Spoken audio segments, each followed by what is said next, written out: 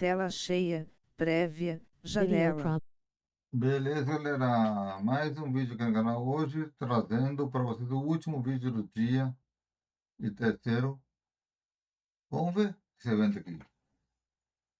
E lembrando, são uma horinha. E lembrando, amanhã temos mais, amanhã é dia 26. Play button, pause button. Thank you for joining us for Strong Female Character, everybody. Yeah, this is a panel not at all about writing for fiction or character concept art. We are not going to explain a made-up list of requirements or share a secret recipe which awards the ineffable label Strong Female Character. This is instead about real femme creators and professionals working within games and the content industry, and our panelists who are achieving amazing accolades and working really hard to make art and experiences for others, and all too often working twice as hard for half the recognition and respect they deserve. So, I'm Natalie Funia. I'll be your moderator. I am the creative director and producer editor at the Storyteller Squad, which is a Monster of the Week actual play series, a modern high fantasy set in the Pacific Northwest. You may have seen my booth in the expo hall with all the trees and cryptids. We are at 12081 if you want to swing by and meet my cast and staff later. Let's start at the end of the table and we'll introduce our panelists. Oh, hi. Well, hello there, everyone. My name is Maisie Lynn. I'm a content creator, a full-time Twitch streamer, and your new dad. I am so proud of you, kiddo. You're doing great. I get up to some silly, goofy shenanigans, and I try to make you laugh, especially on the days where laughter is a little bit harder for you to get. Yeah, and drink your diddly darn water, I swear to God. Hi, my name is Jillian Foxglove. I'm a professional cosplayer, AP producer. I do lots of different things across the internet, and I'm a Jill of all trades. So that's kind of my shtick. Woo. Hello, my name is Tanya Seifer-Tier, longtime developer, both for tabletop and video games. Internet ne'er-do-well, sometimes do good things, depends on my mood. And I have been around in the industry and in the space for about 12 years. Hi, I'm Jen. I'm the owner of Ynir, which is a dice jewelry company. Before that, I was at Game Informer magazine for 6 years, so I've been on the video games and tabletops side of the industry. And Ynir has a booth here at the con, 11054, if you want to come check us out. Yeah. We hope that today you are a femme presenting creator yourself and you leave this panel feeling empowered and validated by hearing about our experiences and some of our professional insights.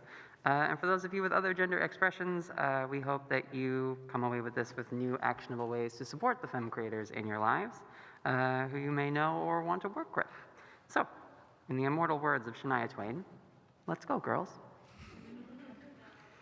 Thank you. That was for you. So for you specifically. The next one, we are going to be charging $12. Royalties. All right, let's start with a very simple one. Open to anybody. What are some projects you've completed or worked on that left you feeling really empowered or that celebrated you specifically as a femme creator? Can I mention one that sadly will never be completed, but due to things beyond my control? As long as it's not an NDA. No. For those who don't know, I was a senior writer on the Wonder Woman game. And the team, how do you think I feel? But the team that I was working with was mostly femme, non-binary, and we were crafting a fantastic story. You know, as someone who grew up watching Linda Carter's Wonder Woman, it was really cool to get to work on that. Don't look at me, look at Warner Brothers for that. But yeah, that was something that was very femme-focused, very femme-oriented team that was working on it. And even though it was only 2 years of my life, I will never let that go. I have a tattoo, I can never let it go. there was so many creators that got to take part in AJ Winter's Castleton. And that was such a blending of people from all over the place, and obviously was led by a femme person. And I think being a part of such a huge community of people all telling a big, huge story, something that had never been done before, over 150 creators in a D&D campaign, is insane. And she powerhoused through it, and it was so impressive how she managed to bring us all together to do that. So I think that was one of my favorite campaigns that I've been in. Yeah. I kissed 9 girls yesterday. That's great. Excuse you. One of them, 10. 10. Yeah, well, no.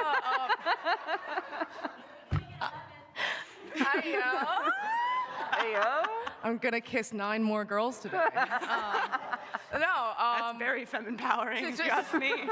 I mean, I hope they would say so, but no. I guess yesterday I finally got to go back into directing again. I did this bit on my Twitch. I like to think that I'm funny. My mom thinks I'm great, but I did this one sub goal, and the whole joke was for every level of a hype train, I kiss another woman. But I got to meet with these really awesome femme creators, and being able to work with them and give them stage direction and kind of take like the director's hat for, again, just silly video about kissing women.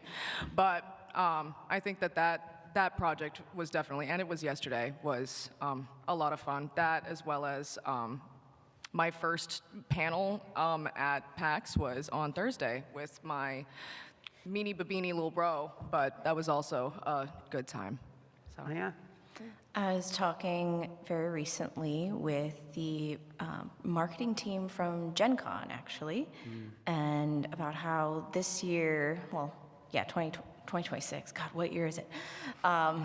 They're making a really big effort to center femme creators and femme designers and like product makers in the marketing initiatives for this year. And well, it's not done yet, but I am making something with them, and I'm excited to be part of that initiative. I always knew you were a time traveler. That rules.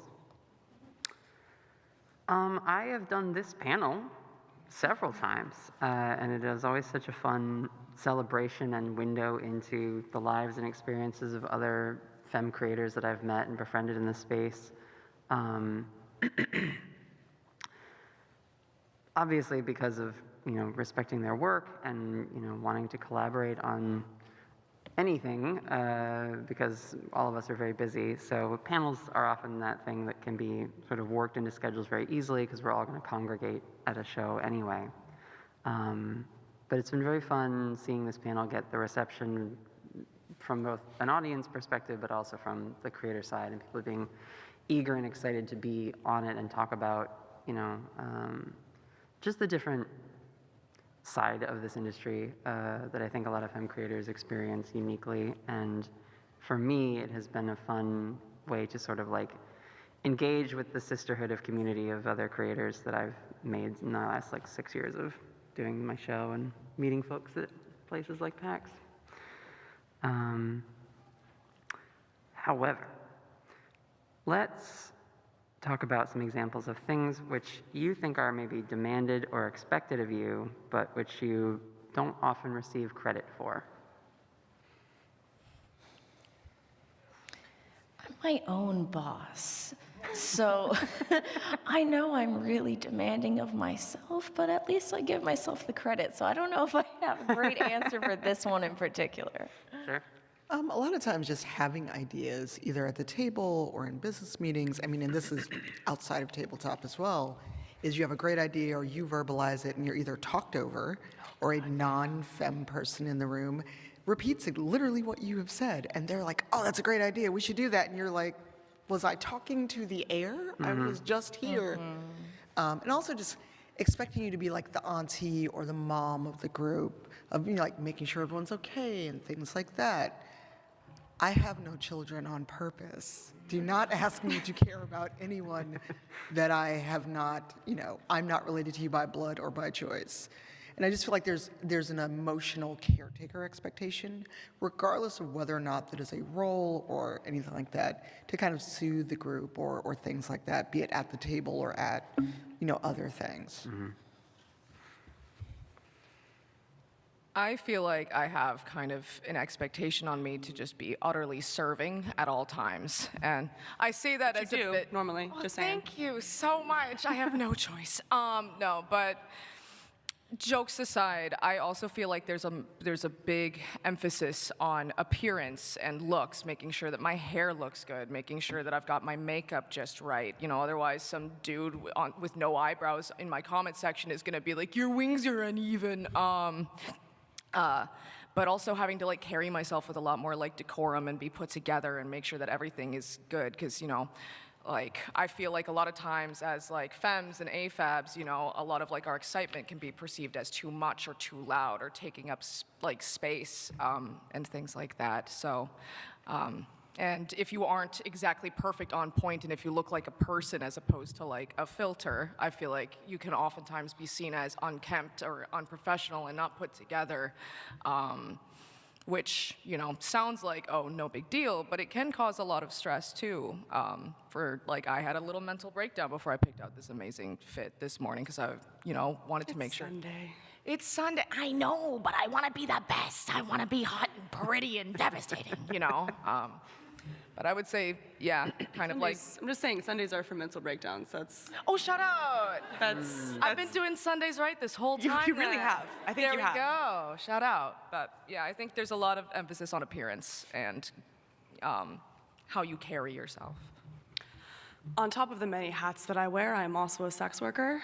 And because I'm a sex worker, I have to convince everyone around me at all times, whether they are man, woman, or anything in between, that the things that I do are valid. That the hobbies that I have are valid, that the skills that I have are valid, that just being a nerd is real and not performative. And it makes it very hard to get into certain spaces and to be taken seriously just because of the nature of my work. And that's something I've encountered my entire career. Yeah. I want to piggyback off what Maisie was talking about. The pressure of appearance, especially in the age of content creators and Instagram and, just the very constantly polished but also completely faked and, photoshopped and constructed way that people are presented as these sort of versions of themselves. If any of you can't recognize who I am from the graphic, it's because I have carefully constructed a version of myself with long red hair and a witch hat and the, baddest fits I own. And it takes me an hour at least every morning of a con where I've been up until 2 a.m. talking to people and making deals for the business and also working from 8 to 6 in the expo hall and coordinating my team. And so, yeah. But if I don't dress up, then no one will remember me, recognize me, or give me the time of day. Because when I am myself, I become invisible, or in some cases, a trans woman. Oh my God, the worst thing one could be. And whether it is conscious or not, there is instantly a barrier there for a lot of people, even if they might proclaim to be an ally, because you are suddenly tall, have a slightly deeper register because you've been killing your voice all weekend, and do not have, the energy to be up here all the time. I have also experienced very recently, especially leading up to this event, some of the worst I won't officially label it gaslighting, but people telling me a thing and assuming that I'm the one that's wrong when I'm saying hey, this is an urgent issue, this information has changed and I was not made aware of this. And then they go, no, that was always the right information. And then I forward them the receipts. And I say, check your numbers and why wasn't I told and what am I supposed to do about this? I've paid money to create assets. And then when I call other people to freak out and say, hey, I'm in a really bad spot, my mental health is in the crapper, and I'm upset, and I'm using hyperbolic language, and then I get laughed at because, Nat, you're so funny when you're upset. Really? I'm telling you I'm on the edge. and you are saying, oh, it's humorous how, emotional you're getting over this. So that's been a lot to deal with leading up to this show in particular, but it is, I'm sure, happening constantly to a lot of people in the same way. Anybody else want to add anything before we move on? The only other thing I would add is also when you are a non-man and a person of color and queer and visible, and a lot of people assume that you are not competent, that you're a hanger-on, or that you must be new. I don't know how many times people have assumed it's my first game of something or I just showed up. And then I just remind them that I'm older than D&D. Please stop talking to me, child. Because I have no chill, none. All right, let's see. We'll go into industry practices for our next question. Are there certain standards or industry practices or behavior that you feel are inherently unfair or present additional and unnecessary challenges for femme creators, but not others? And if there are some very basic guidelines you would suggest for anyone to work with and uplift femme creators, what would you want them to know? I have thoughts, but I don't want to talk too much on the panel. It's a panel. We have 45 minutes. I know, but I want to not be the super yappy person. The audacity of you to talk at the top. I know. Well, I mean, no. As someone who moderates a lot of panels, I try to be mindful of those on the panel as well and be a good member of the panel. We got time, Tanya. Hit him with the spice. So, one, use the internet for good for once. Look into what people are doing, what they're talking about. Is someone like a horror streamer? Are they someone who does maybe a lot of vampire? And go out and do your research and invite people to the table. Don't expect them to come to you. And also understand that if you're a mask-presenting person, perceived as masculine, and you come to a femme person, there may be a level of distrust, just because historically, all the things in which we're like, I don't know about you, you have treated femme people not well. And also don't do things like, oh, look, we made products aimed at women and it's all pink, or it's girly, it's what have you. Never make assumptions about people based on what you perceive them as. And the best practice is be professional, be upfront. To steal from the networking panel, be a decent human being and remember that you are talking to another human being. And also keep it professional unless you become good friends. Because people get over-familiar in this space very quick, and I'm going to beg you all stop using Facebook as a way to network. I have so many random Facebook requests from people I have never met. We have 20 people in common, and they just try to add me. It is not a networking tool. Use the internet for good, or if you're here at an event or PAX Unplugged, take time to actually talk to folks, get the information, see what they're into, and talk to them one-on-one like a professional, because if you're not, this is a real small industry, we all will know real quick that you are not about that business. I would say also the amount that you are reaching out to women and femme creators with opportunities to be a part of something, the amount you are inviting them to speak about something, double it. Because studies have shown that our perception of how much women and femmes speak or take up space or are involved in certain projects, the perception is so much higher than the actual reality. So whatever you're already doing, you probably think it's enough and it's probably not. And there's statistics to back that up. I am quite young. I'm 26, and I'm usually one of the younger people in the room at any of these events.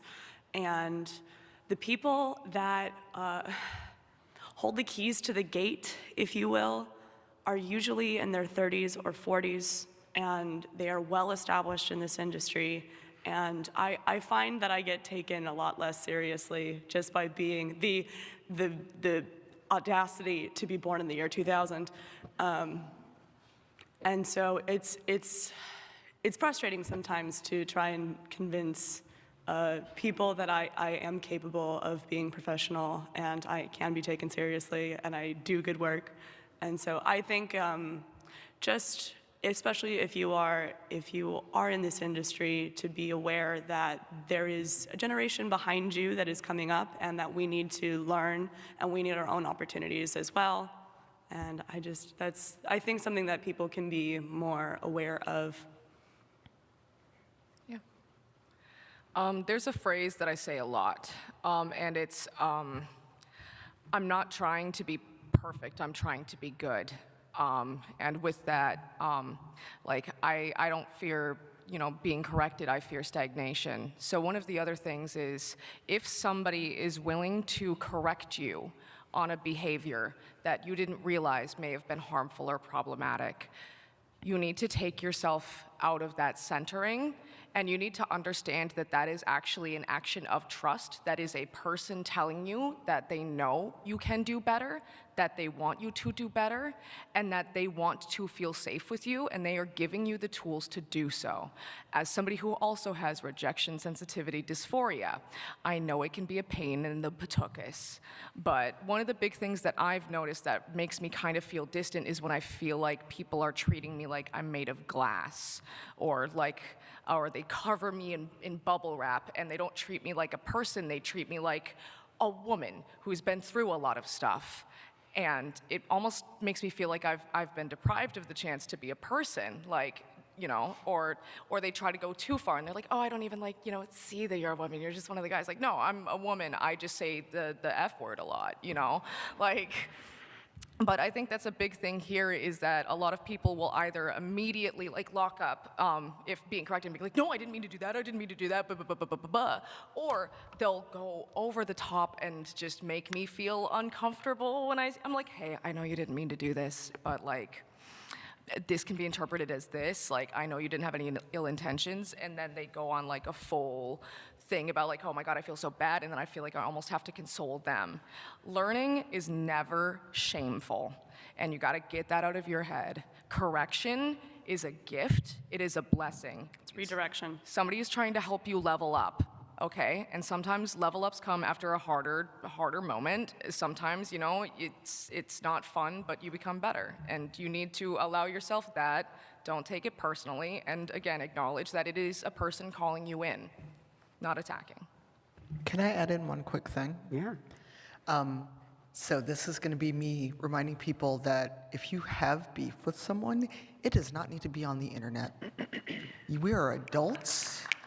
This whisper networking has to stop in our industry and others. And unless it involves money or someone going to jail, you don't need to tell everybody and their mother about the hate you have for XYZ person.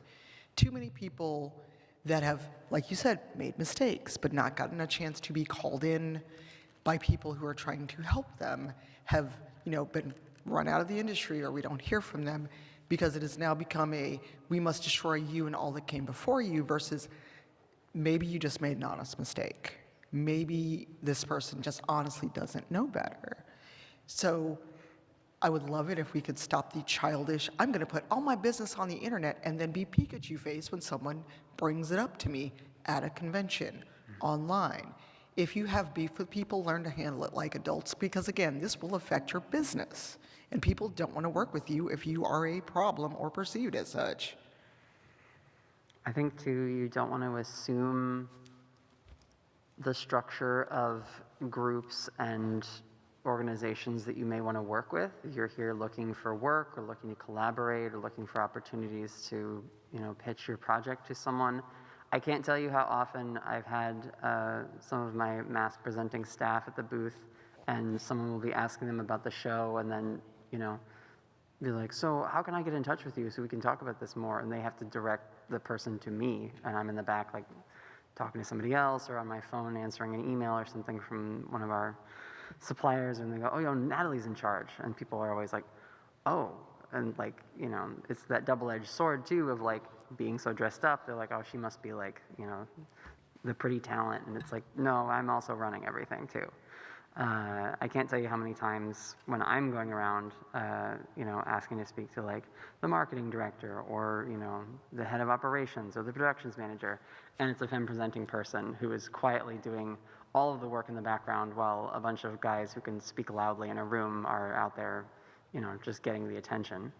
And I think it's a very pervasive thing I've noticed, especially in the games industry, where you have all these very overworked, overstressed, overburdened, very burned out femmes sort of propping up and supporting a project that like a man had the original idea of, but then, couldn't be arsed to actually make it function or sustainable.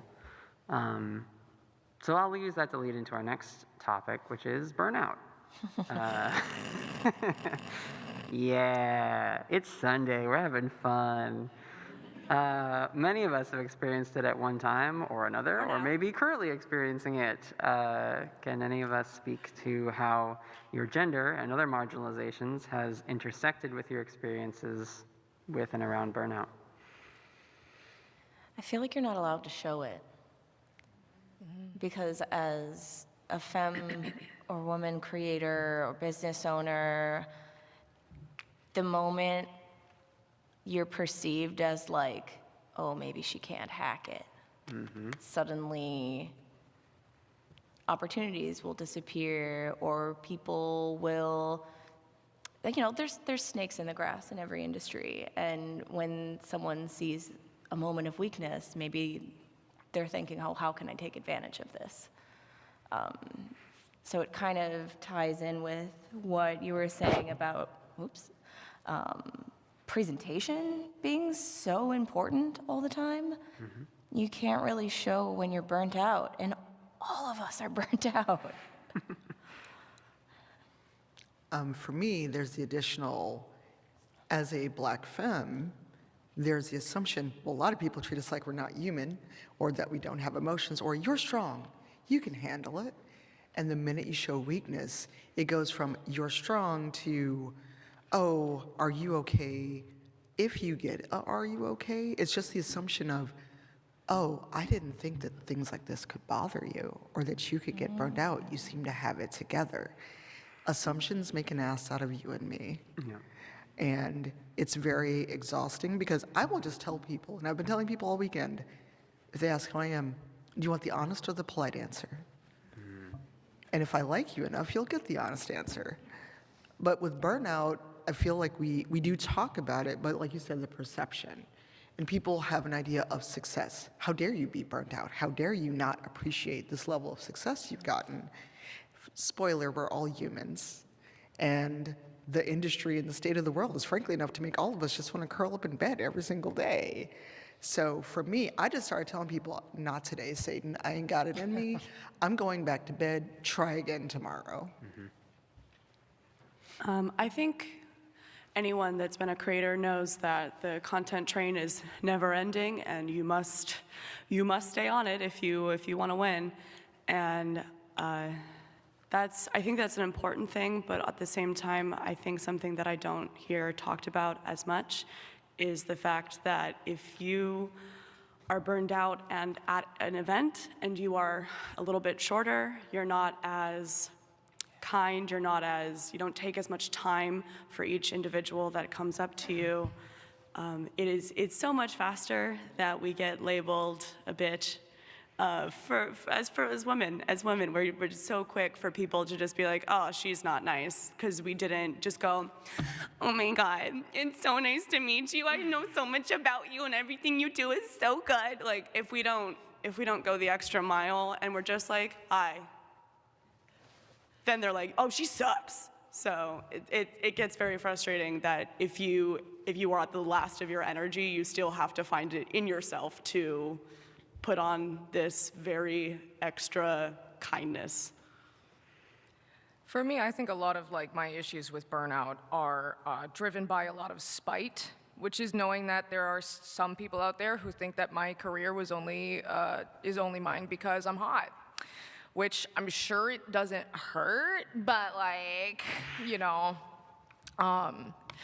So for me, one of the things that I've had to remember and remind myself is that labor that you love is still labor, and it can be very, very easy to tell yourself that you don't have a right to be burnt out. You are working your dream job. You don't get to feel like this. And then also this extra drive of, no, I need to show these assholes out there that, you know, no, I am gonna kick butt, take names, I'm gonna get this done, I'm gonna push through that, because I know that there's a lot of people out there who see me as a, like, just see woman and assume that I'm not gonna do as much, and I find myself sometimes pushing myself even harder out of spite and to prove people wrong, and that gets really exhausting. But at the end of the day, some things that I learned that helped me with burnout, a good friend of mine pointed out that there is no linear growth. I've been going to the gym more. I never talk about it, but you have times when you're at the gym where you're able to,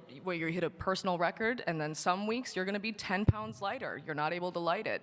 Success is not linear, and any linear success is done artificially. It is done through, if you see a company getting perfect success, it's because they're firing people to get that net profit up. You are a meat suit. You are not a robot. You cannot fire people. So you are meant to have ups and downs, because that's part of being alive. So Jumping off of the attraction is your only reason you have an audience. I have word for word had a family member tell me that the only reason I have a viewing on Twitch is because I'm a woman. You know? which is dumb Stuff and just wrong. Exactly, but it's stuff like that where it's like, it's fully just not understanding the industry and how hard it is to even break into it in the first place, and that how much of it is actually just it's luck. There is so much luck involved with this job. Yes, there is hard work. Yes, there is understanding algorithms and trying to get better at marketing and all these things, but there is still a lot of luck involved. And those algorithms, they disproportionately put down Black creators. They disproportionately put down marginalized communities. And there is things that are working against you in a lot of these cases that aren't seen. Yeah. One thing I'll share too is, and this is from M, the producer and creative director over at Blackwater D&D, and Fair's take on burnout, and one of the points that Faye makes is that when you are burned out, every one of your other marginalized identities becomes that much harder to deal with. So anything you are struggling with, you're going to struggle with 10 times as much when you have absolutely no spoons and nothing left in the tank. It's why taking care of yourself and finding ways to sort of even crawl desperately towards some amount of rest are so important, because it will compound and it will add up over time. And I know I feel it all the time. On days where I'm really just absolutely shot out and cannot,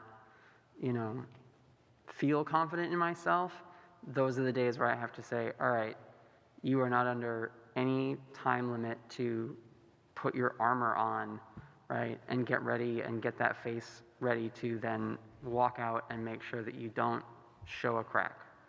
Because like Jen was saying, if there's any slip, right, then suddenly people don't want to talk about, the work that you're supposed to be discussing, or, the job the two of you are trying to get done together. It's suddenly, oh, are you okay? You should, maybe take a break, maybe sit back. And it's like, no, what I could use is help, not to be pandered to or told that, like, oh, well, just slow down. It's like, I can't. How am I supposed to slow down if I'm already working this hard and it's still not working, right?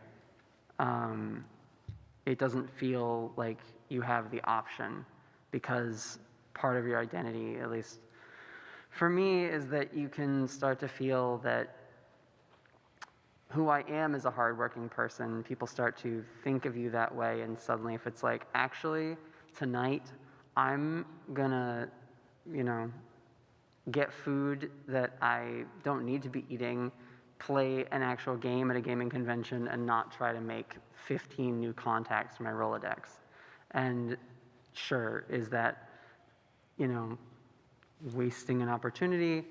It depends how you look at it, because if I get to do that and it keeps me going for the rest of the weekend to lead my team out of here, then it was worth it to do that. So please look after yourselves. You will feel the worst about yourself the more burned out you get, and that's just natural. And I think There's a phrase I heard recently, I think it was from a song, and it's sort of what I've been telling people when they say, how are you? I'm doing amazing, and I'm the worst I've ever been. And that is, I think, often very true for people who have big plans and big ambitions, and like you were saying, a desire to break in to an industry that has all these barriers of just, you have to make friends, you have to get a lucky break, you have to be in the right place at the right time. Yeah, it can really take a toll if you're not careful and don't surround yourself with good people that will force you to rest and look after yourself and quiet those voices in you that say like, oh man, if I don't, make sure I have the perfect fit this morning, like people are gonna hate me or someone's gonna say something that'll just like shatter what little structure that is keeping me upright I have left. If you were gonna prepare someone looking to enter this industry, again, a very like new femme creators, what are some warnings or cautionary advice you'd share with them that we maybe haven't covered yet so far? This is more an encouraging advice than cautionary. I'm gonna Sure. like bring up the mood a little bit. Yeah. After burnout talk.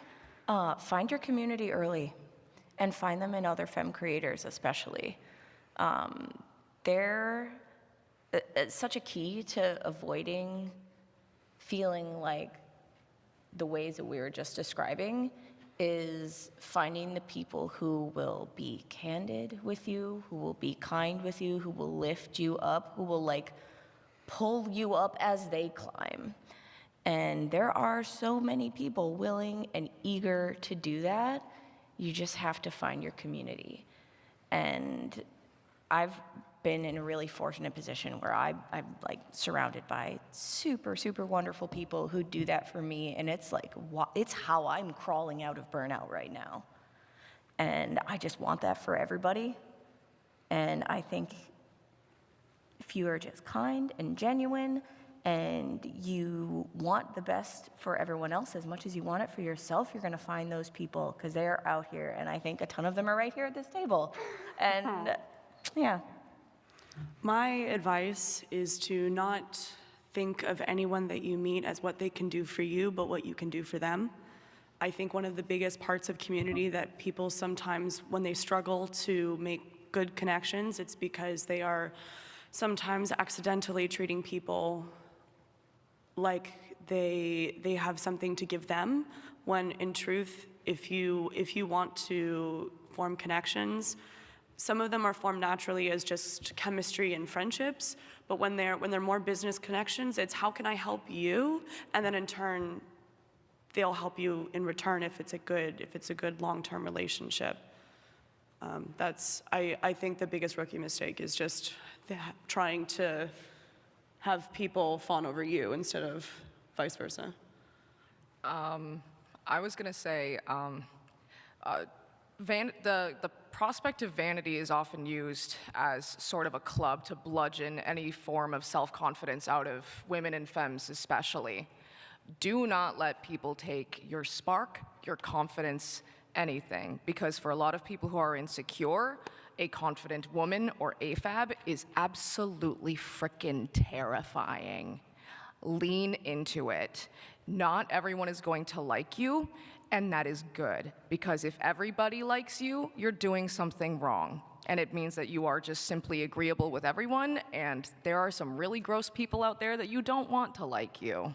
You want to ruin somebody's day, when your name is brought up in a circle, and you got to lean into that, right? And, if you're going to lean into that, you're going to find the people that you like, and people are inevitably not going to like you. You might as well do it as you, and be unapologetically you.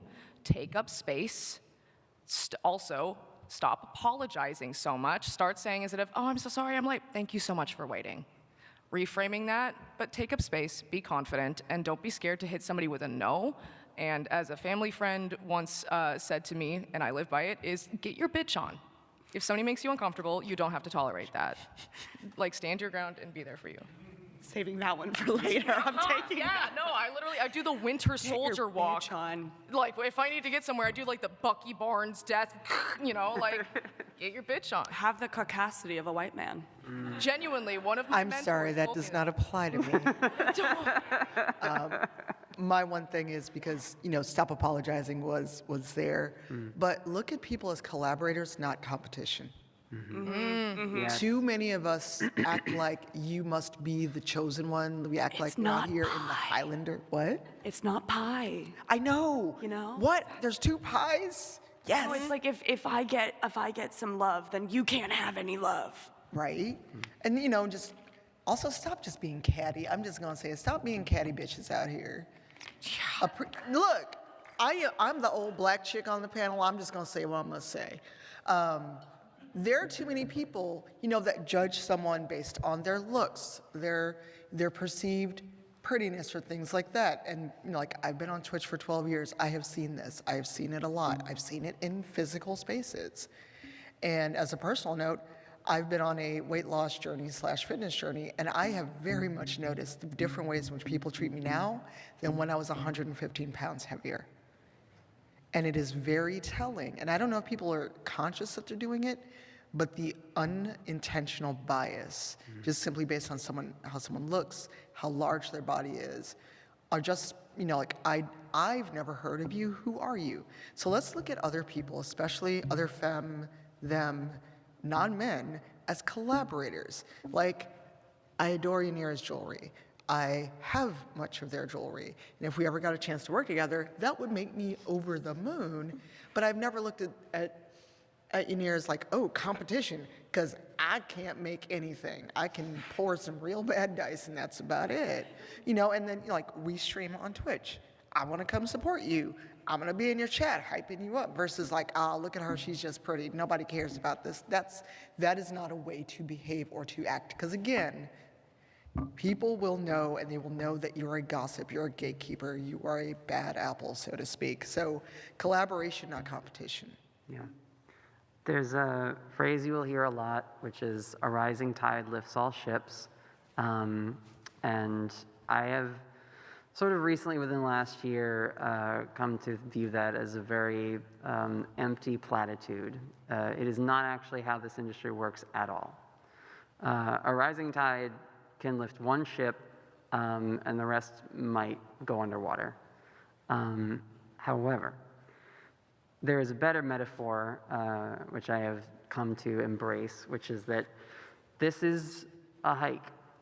We are all climbing the mountain. We are all getting up that hill. And sometimes you're going to be the one scouting, leading the pack, because you've got energy, you've got momentum, you've found a trail, and you're able to blaze it, and everyone else might be a little behind you. You will not be the leader for long, because going uphill is exhausting.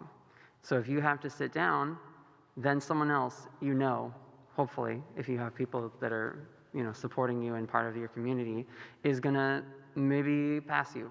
And now they're ahead, and they're going to lead the way. As long as you are throwing the rope back so that someone else can climb up behind you, then you have not closed a door, and you have not taken a spotlight away from someone that they weren't able to then step into when they had the chance to be in the lead. I think it is much more important to think of it as an active group activity than a effect which could be manifested somehow through positive power of friendship nonsense, right?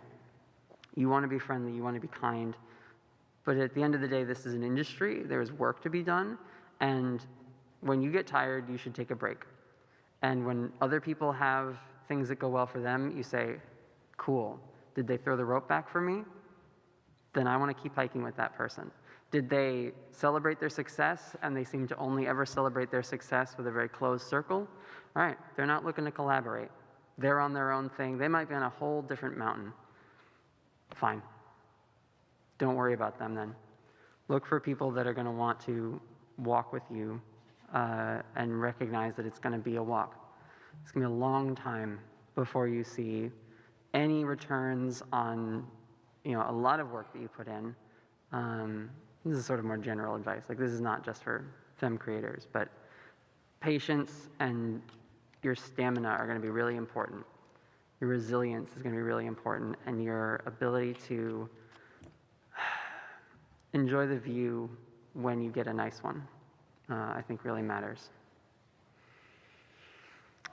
Let's see what we got left for questions. We could talk about ourselves some more, but we've got 15 minutes. Do we want to do a little Q&A? I think there's a mic there that's hooked up. If anyone has a question and wants to pose it to the panel, now's your chance. Hi, I was wondering if there are ever any moments where you feel like early, especially early in your career, that like you made it, or like kind of, I know it's probably a continual cycle, but if there are like any particular memories or things that stick out to you, they're like, yeah, I belong here. I have one. I am a professional cosplayer, and the past year I have been working with Candid, and I made them a cosplay, and I've been working, like actually making money, being paid as a cosplayer, and I think that was a very good moment for me. It's not the first time, but it was Candid is a well-known name, and so that was a very, that made me feel a lot of pride in what I do.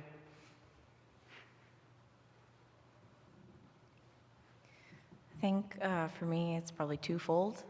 This last year, I started showcasing at some bigger and bigger conventions, all of the PAXs I finally got under my belt, and just the feedback from the community at the convention and from the showrunners themselves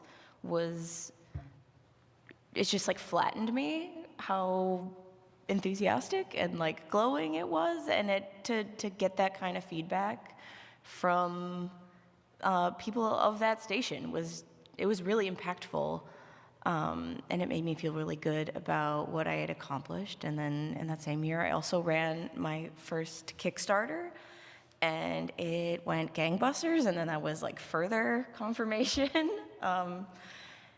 Congratulations.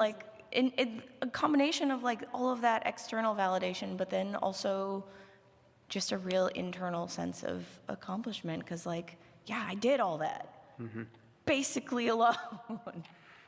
And if that doesn't make me feel like I made it, I don't know what can. Yeah.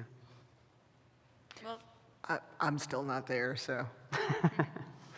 For me, I think you're here. You're on this panel. I think for me, it was the first time somebody recognized me when I was in public, and they went, "Hey, I don't know if anybody ever tells you that. You look like this one person I felt, Maisie Lynn." And I went, "Oh boy, do I have something silly to tell you right now. Boy, you're not gonna believe this, bud." Especially because it was at a Renaissance fair and it wasn't at an event. That was my first place too. Yeah, what is going on? I love it, but It's because the Renaissance fairs are our brand. But I think one of the big things too, especially if you're trying to get into this industry, and if you're somebody like me who is very emotional and might have some things wrong upstairs, just a little bit, is you don't have to wait for the moment that you feel like you've made it to appreciate everything you've done. You don't put the pressure on yourself to have that moment. Don't think that just because you haven't had that moment that you haven't made it or that you haven't done well. Because that's one of the things that I've noticed is I'll put pressure on myself to feel a certain way, or, oh, I'm only this if X, Y, Z. Look at the little things in your life, changes in sentences. My friends will point out to me, I was on an episode of Go My Favorite Sports Team, and as my assistant reminds me, hey, whenever you're doubting yourself, you need to remember that you were on Go My Favorite Sports Team with Tyler Scheid. Calm down, So have people to uplift you and support you, but don't put pressure on yourself to feel like you're gonna get one of those. well, thank y'all so much for taking a moment to dwell on some of your wins. Yeah. I think Thank for you. me, my face is on the LCD screen at this event. Yeah, I mean, I had my first live show on Friday. Thank you to everybody who came, if you came to that one. But like Maisie was saying, there's wins along the way, and you should celebrate those things. And sometimes you'll be surprised by the part of a win, because wins can come in packages, right? I've been doing vending here at PAX for the last 3 years. Last year was sort of our really big breakout where we built a forest in a couple weeks and then brought it inside. And I remember when we put up the booth for the first time, it was like, wow, we really pulled it off. And that feels good, and that's an accomplishment. But like, you know, someone with my background and enough drive and determination and a little bit of money to invest could have done that. But the thing that really hit me last year was that the booth became a hub for creators and people that we had met in the space. And the same thing this year, where yes, the live show is very cool. Did I feel like I belonged by pulling that off? No, it felt like I did my job and was good at networking and making connections and landing that deal. But when I was all up in my feels about it at the end of the night and went over to the Omni and cried upstairs for an hour while many people just sat and hugged me and said, like, you're working so hard, you're doing such a good job. I don't know if you can feel more like you belong than that, so.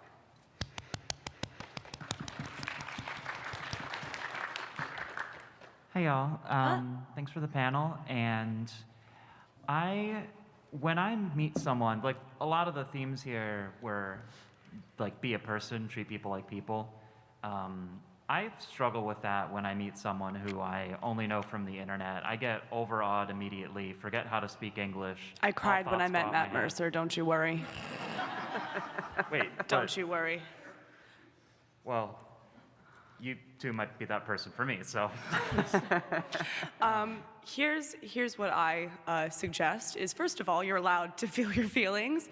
I got into cosplay because of Laura Bailey and Matt Mercer, like a long time ago. And so when you meet your heroes, you can feel that, you can cry, you can feel that feeling, and you can like do everything you can to try and be normal in the moment, because I tried really hard to like not just lose it, and then about 5 seconds after went to my friend Amir and then collapsed. But we're human, they're human, and they understand. They have people like that for them too. I guarantee you that when they meet other people that they look up to, that they feel just as like, oh my God. And the need to be seen, that's what that is. It's a need to be seen and have control over the way that you're perceived. And it's okay, you know? It's okay, because the people that you like most of the time, they're people that think and love and feel like you, and they're going to have empathy for you just as much as they would hope that someone would have empathy for them. I would also add on to that and say, as somebody who I have a really amazing community, and a lot of them do have like social anxiety and stuff like that, I've always interpreted the treat them like a person to mean don't expect them to be like perfect. They might have an off day. They might not. For me, sometimes my mask slips a little bit and I have a raging RBF. So for me, the treat them like a person is less like don't get nervous around them, but instead don't expect them to be the, you know, like my person on the screen, like, oh my God, yeah, I'm doing all this and you want me to do like, blah, blah, blah. Like, don't expect me to be performing for you, like be aware that I'm a person. But for me, I think it's genuinely so wholesome when somebody is clearly nervous to talk to me. It makes my day a little bit, because one, I'm proud of you. Social anxiety is a bitch. And you know, like you powered through that to come and say hi to me. All I feel is joy. And two, it makes me feel like, wow, I've made a profound impact on this person to where they're nervous to talk to me. And for me, I'm honored. I'm honored. Like, I don't take offense to that. That doesn't bug me. Like, if somebody comes up to me, I can tell they're socially anxious, I will carry the conversation for you, Pookie. I'm just happy that you're there talking to me. Like, I'm gonna just figure out how we're gonna be able to communicate, but that's never been an issue for me. The issue is usually when they're like, I've never had this happen, but like, Hey, Maisie. Maisie, can I touch your butt? Maisie. You wanna touch a jail cell? Yeah, no, people who are nervous or people who might be like a little bit like, you know, starstruck, I'm just like, wow, they think I'm really cool. Shout out. If anything, you're giving us an ego trip. So. Genuinely, you're giving me a God complex and you're giving me one of those I made it moments. So you be nicer to you, dog. Like, I got you. Thank you. So much of this job is putting your stuff out there onto a void of the internet and waiting for someone to comment a nice thing as opposed to something objectifying or mean or just like randomly chaotic. Theory. Yeah. I always see it as this person clearly appreciates the art and the work that I'm doing, and I want to make sure that I'm expressing to them how much it means that they're engaging with it, right, and getting something out of it, because part of me can't help but want to create, but there is a part that also wants that stuff that I create to be appreciated, so.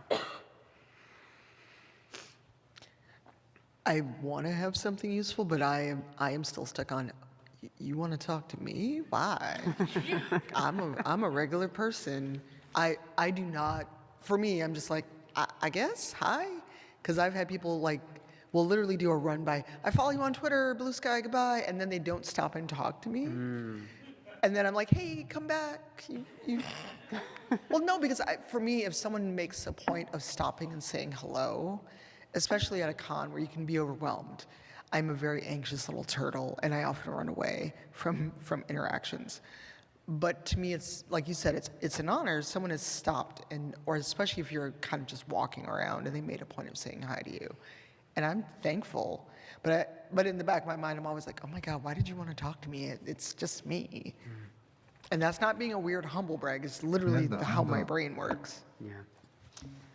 So for me, like what I do isn't, I'm not really like a public face of anything. I speak through my work and my art, and that's a big part of why I really enjoy working behind my own booth, despite the fact that like I could pay other people to do that for me, is that every once in a while, folks will come up and they'll tell me how much the jewelry means to them. They'll talk about how like they are really shy, but they really want to talk about their interests, which is D&D, and wearing dice on their jewelry sparks conversations for them, and they've made like meaningful friendships and connections and love interests in some cases, just because they had something there displaying their passion on their body.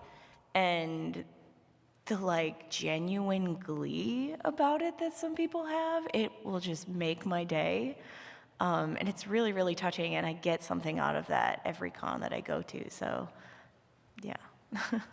Cool. Thank you so much. Thanks for Thank being you on. all.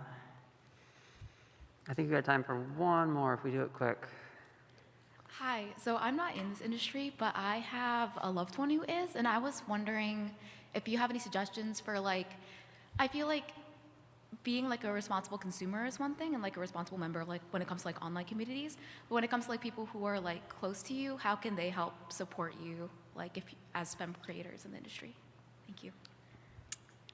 I think that question really involves a lot of what you want as the loved one. Like that's a personal journey. My husband is my literally everything. He's my editor, he's my filmer, he's my photographer. Like he's also a creator though, and he wants this, and that's something that he wants, and he's extroverted, and this is also his passion. So that's what he chose. That's a choice. Your choice can be less than that. It's still valid to be there to support their emotions, to build them up when they don't feel like they can do it, to be there for them. There's so many degrees of how you can be there for your loved one or your friends or anyone in this industry, is just by being there to listen to them when they go, I think I suck and everyone hates me, and then you respond, that's not true. Like there's so many different degrees and it all matters, because I wouldn't be able to do this without my close friends being able to tell me that I don't suck. Yeah. I think, no, go ahead, you first. Have friends that you can have those tough conversations with. Have friends that are not going to bullshit you, but also that will let you sit with your feelings. My friend in the back in the very cute Eevee jacket is that friend for me. I can text her or message and go, I'm having a day, I'm feeling things, do you have time to talk, or can we talk later? And also having someone that will let you sit in your feelings and not try to ooh-woo you out of it is someone you should never let go out of your life, because there are times where I just want to quit. And I can have a real conversation with her. And, you know, for all the friends that I have, all the people that I have in my life, having a close-knit group of femme friends that get it, especially if they're also in the industry, is invaluable. I think you want to make sure that if you're supporting someone in any way, in any capacity, whether it's this industry, emotionally, with their relationship, etc., take action actions are far more impactful than another, well, we believe in you. I can't tell you how many of that is sitting in a wallet that I can't cash in, or that after so many pile up feel at all valuable, or I don't want to say valuable. It's always nice to hear, but it is not often restorative or actually supportive to your mental state if you've been working as hard as a lot of the people up here have been. My brother-in-law and sister wanted to come down to the show. They could not. They sent me $100. They were just like, hey, good luck with the show. We love you. Like, and it doesn't have to be financial. It can be a phone call. It can be literally showing up to not attend the con, but to like help move someone in or make sure that their hotel is booked. Booking things for people is such an emotionally like draining thing when you have all this other stuff going on. So there are actions you can take to support someone, even if you have no interest or no like skill that could be applied to the work that they're doing. And I think that's really important. I would also just chime in and say, ask. Yeah, Genuinely. yeah. Sometimes one of the best things that, my assistant can do is he goes, hey, what's bothering you today?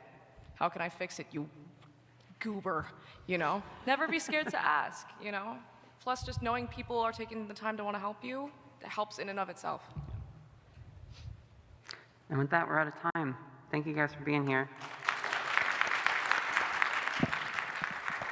Aí tá, Play galera. button. Aí, um último Video. conselho: fale com os amigos, com a família, para vocês poderem desabafarem.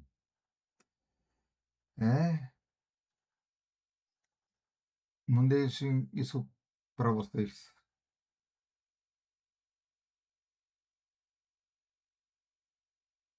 Ok? Solte o que tem dentro. Muito obrigado a todos por me acompanharem e nos vemos mais tarde. Valeu, falou, fui.